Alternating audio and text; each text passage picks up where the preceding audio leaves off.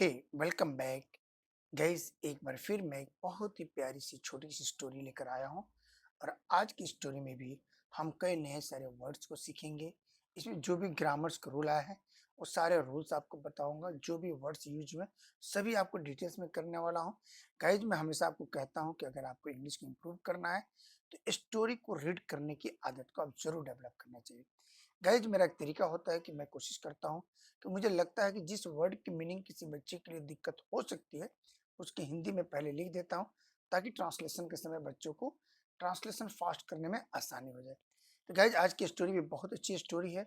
अक्सर आपने सुना होगा कि अगर आज आप किसी की मदद करते हैं तो बुरे वक्त में भगवान भी किसी न किसी रूप में या तो उसी व्यक्ति के द्वारा या उसी किसी अन्य के द्वारा आपकी मदद कर दी जाती है। तो चलिए आज की स्टोरी में देखते हैं कौन किसकी मदद करता है, क्या स्टोरी। बहुत अच्छी स्टोरी है गाइस, लास्ट तक बने रहिएगा, बहुत कुछ सीखने को मिलेगा। So let's start. The elephants and the helpful माइस।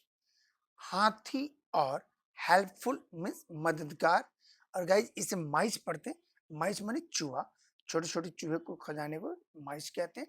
तो हाथी और चूहे की बीच की यह कहानी है। बहुत अच्छी कहानी है गाइज, बहुत कुछ सीखने को मिलेगा। चलिए करके देखते हैं, एक एक वर्ड को समझते हैं। In the heart of the forest there was a ruined palace।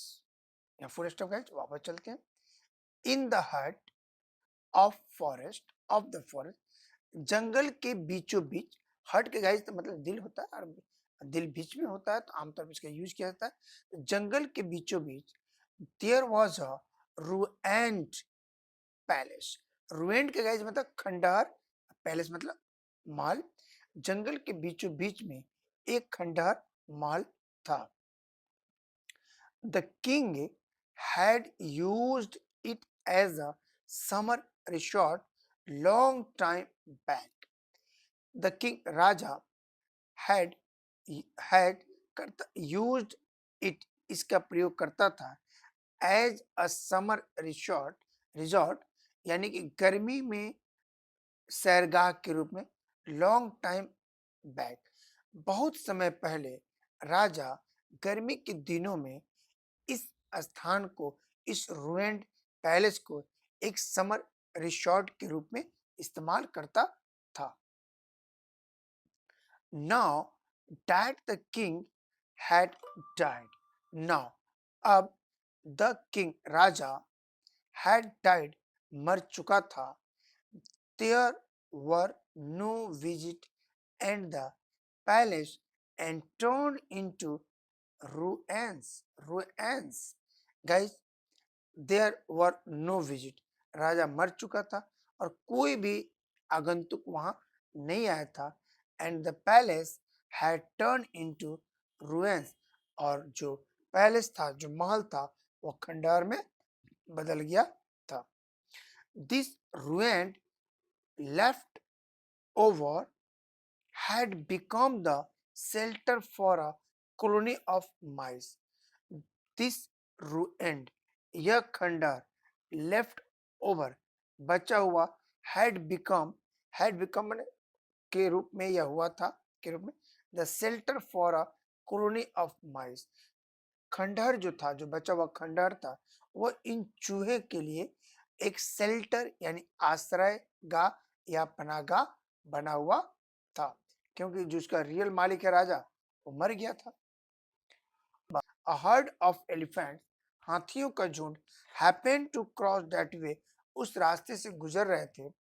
With loud trumpeting, the crumbed everything they set foot on। और उस वक्त उस रास्ते से हाथियों का एक झुंड गुजर रहा था और वो चीख चीख कर ऊंची आवाज में जा रहे थे, और जो कुछ भी उनके पैरों के नीचे आ रहा था वो उसे कुचल दे रहे थे। When जब there were about to crush there were about to crush the ruins, जब वे खंडहर को कुचलने वाले थे, the chief mouse ran to the master elephant and begged। तब the chief mouse.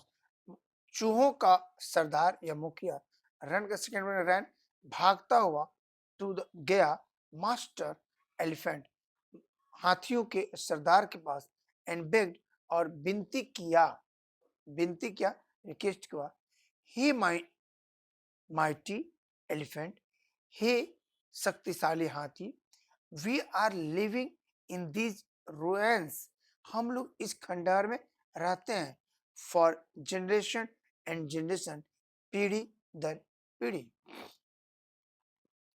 all our children and their children would turn homeless if your mighty feet lands on these ruins all our children हमारे सभी बच्चे and their children उनके बच्चे would turn homeless वे सभी बेघर हो जाएंगे बेसहारा हो जाएंगे if your mighty यदि आपकी feet lets on this ruins अगर आपके जो साथी हैं अगर इन लोगों ने अपने पैरों से खंडहर को कुचल दिया सबको तो मेरे जो बच्चे हैं और उनके बच्चे हैं वो सभी के सभी क्या हो जाएंगे बेघर हो जाएंगे we kind enough we kind enough का मतलब इतनी कृपया करें to spare our lives and our homes इतनी कृपया करें कि आप हमारे घर और मेरे रहने वाले स्थान को बख्श दे माफ कर दे ताकि आपके साथी लोग अपने पैरों से मेरे घर को ना कुचले द काइंड हेयर्ड जो हाथी था वो दयालु पूर्वक सुना elephant order to its fellow elephants not to disturb the ruins and left the palace without damaging it और हाथियों के सरदार ने तुरंत अपने सभी हाथियों को कहा कि आप जल्द से जल्द इस स्थान को छोड़ दीजिए महल को छोड़ दीजिए और उस स्थान से आगे निकल जाइए आगे देखिएगा क्या होता है डेज वेंट बाय बीत दिन बीतता गया सीजन चेंज मौसम परिवर्तित हो गया समर केम समर आ गया कम का second for guys came the mice went through the entire forest in search of food the माइस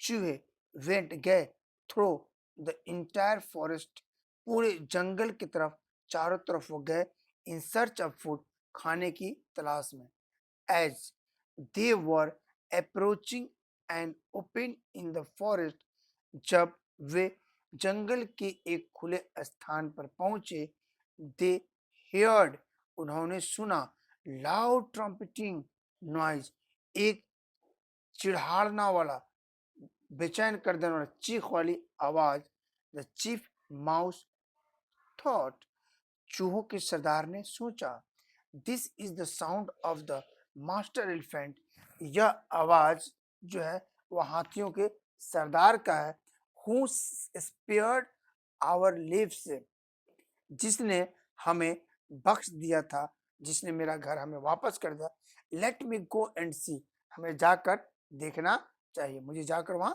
देखना चाहिए when the mouse came to the place जब चूहे उस स्थान पर पहुंचे इट फाउंड इन्होंने देखा पाया द मास्टर एलिफेंट हाथियों का मुखिया एंड सम मोर एलिफेंट और कुछ हाथी tied to heavy rings with thick rope देखा कि हाथियों को मोटे रस्से से बांध दिया गया है the mouse understood understand guys second for understood simple past tense चूहा समझ गया that these elephants have been captured by men ये हाथी आदमियों के द्वारा पकड़ा गया है कैप्चर्ड किया गया फॉर देयर लंबरिंग वर्क उन्हें इन आदमियों ने हाथियों को पकड़ा है अपनी लकड़ी की काटने के लिए लकड़ियों की कटाई के लिए या ढवाई के लिए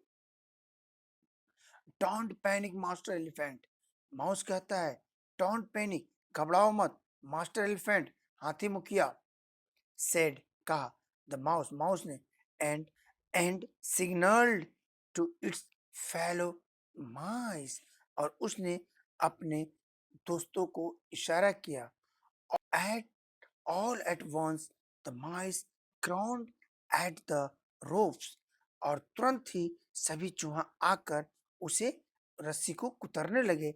एंड सून, जल्दी, the elephants were set free, और जल्दी सभी हाथी आजाद हो गए। Now it was the turn of the elephant to thank the mice. It was the turn of, यह बारी थी हाथियों की, टू थैंक द माइस, चूहे का शुक्रिया अदा करने का। इसमें मोरल थिंग्स क्या मिलता है गाइस, देखिए, small deeds of kindness bring great return. Small दयालुता के छोटे काम ब्रिंग लाते हैं ग्रेट रिटर्न। अगर आप किसी को छोटी सी मदद करते हैं तो ईश्वर आपको किसी न किसी रूप में बड़ी मदद कर देता है। आई होप गाइज एक छोटी सी स्टोरी थी। आई होप गाइज ये स्टोरी आपको अच्छी लगी होगी। अगर ये स्टोरी आपको अच्छी लगी हो तो प्लीज लाइक से सब्सक्राइब कर दीजिए। मैं अंसारी सर फिर मिलते हैं एक नए चैप्टर नए टॉपिक के साथ। तब तक आप अपना बहुत प्यार ख्याल रखें, मुस्कुराते रहे, अंग्रेजी सीखते रहिए। Thanks for watching, take care, bye bye.